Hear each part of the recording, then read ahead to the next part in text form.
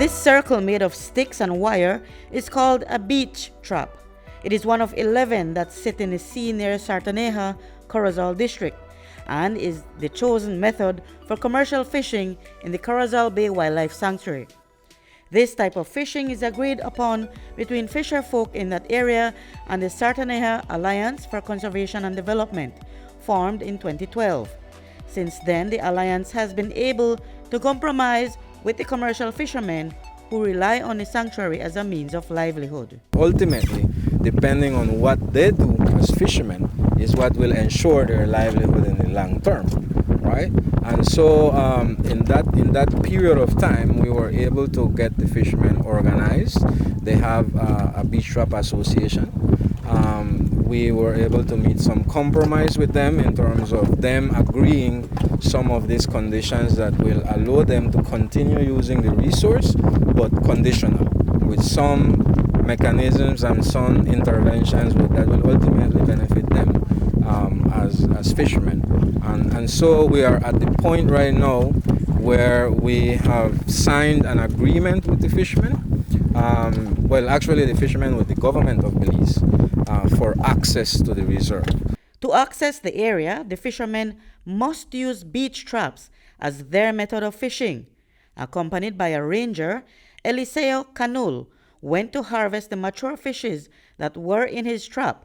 He said that it wasn't difficult for him to accept this type of fishing because it was already a part of his family's tradition. If I throw the smalls, that will grow and more fish, and then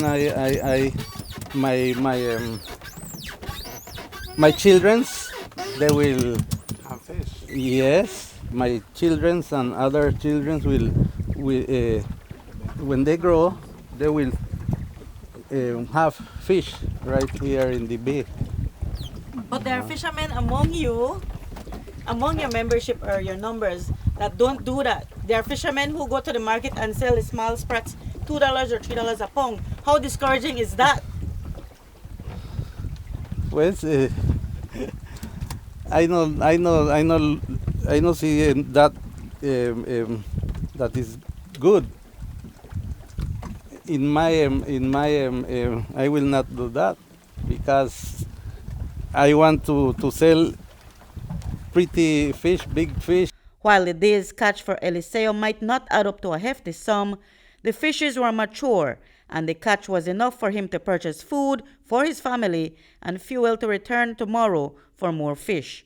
The sustainable method of extracting marine resources is one that the Ministry of Sustainable Development not only supports but pushes for, as Minister of Sustainable Development Orlando Habet shared. Government can't do it. We'll be doing the policies and passing the legislation, but we depend largely on the population, the people, to have the education, to have the knowledge and appreciate especially what we have so that they can also help in the conservation. One of the things that we miss many times is that we're looking at the 17 Sustainable Development Goals, and we look at all of them, and many times we forget goal number 17, which is that of partnership and collaboration. I am not one of the persons who believe that everything has to be policed.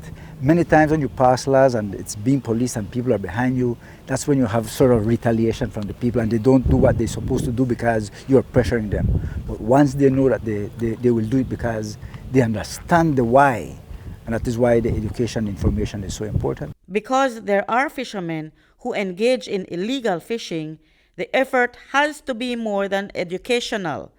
Executive Director of the Sartaneja Alliance for Conservation and Development, Joel Verde, says spot checks and enforcement are important. Anything commercially that is outside of the traps is illegal. In fact, that's the major issue we have, right? So, for example, we have sometimes Mennonites